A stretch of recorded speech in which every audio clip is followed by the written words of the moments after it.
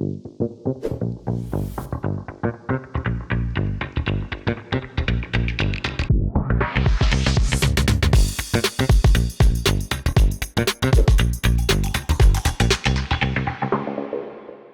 Paula, what is one piece of career advice you wish someone had given you when you were starting out?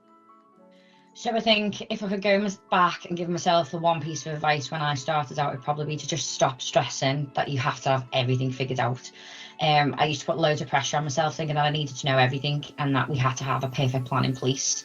I just thought that the success was like having all of the answers, but that's not true. It wasn't probably till later on in my career when I realised how important it was just to embrace the unknown and trust the process.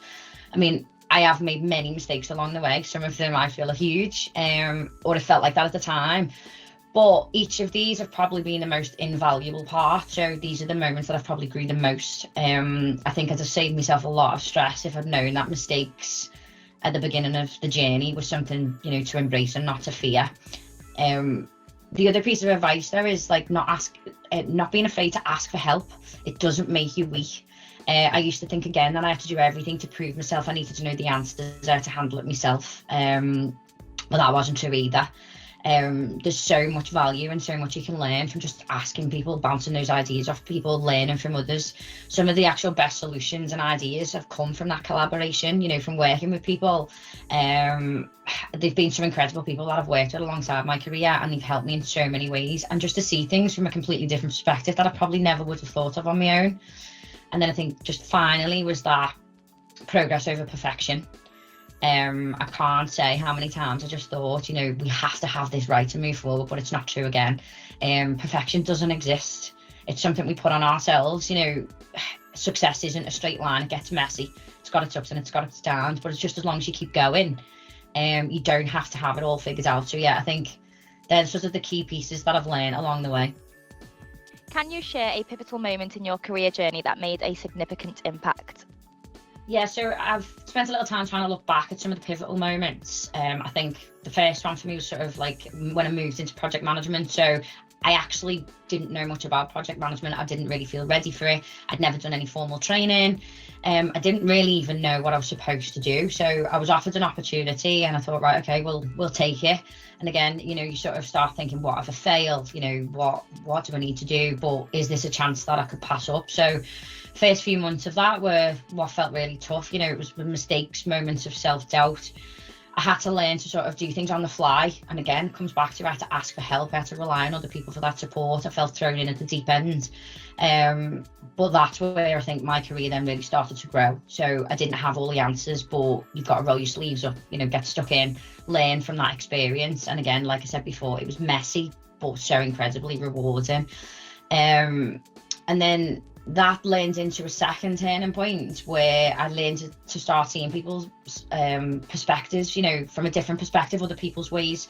So whether it was a colleague or it was from a patient or it was even a completely different organisation that we were working with, learning to just take that time to sort of understand, listen a little bit more, to emphasise sort of, with people's needs and what their challenges are so that I could connect a little bit better. And then that again gave better solutions. And then finally, I think we fast forward many years then into the job, and there was an option and an opportunity for me to sort of take a leap again.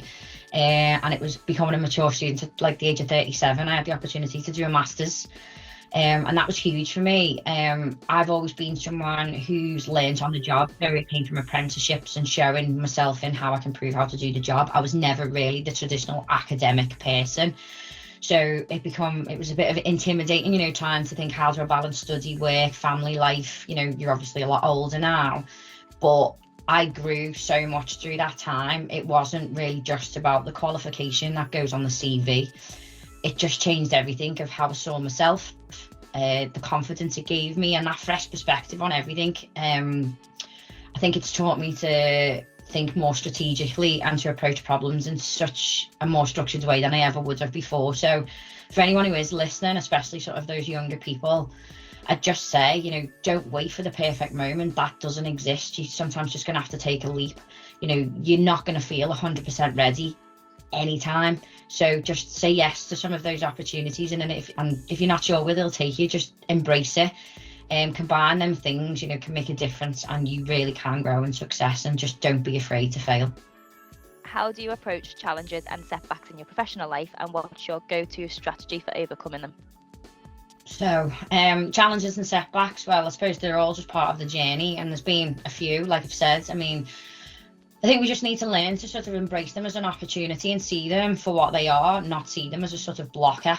So when something doesn't go our way or what we were expected it to do, you know, or we're faced with that bigger challenge, just remind yourself it's okay to not have these answers.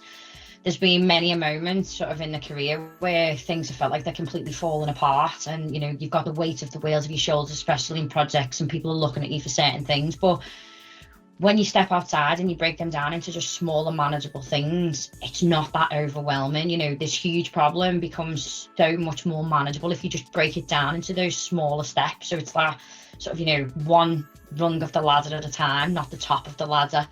I think, you know, I also do lean on my team. It's one of the best things you can do. So, you know, back to that, I always thought you had to do it on your own, and it was just a sign of weakness that I was asking for help. And actually, I think the weakness was not asking for help. You know, when you're faced with those challenges, it's the complete opposite. You don't have the answers, and other people do.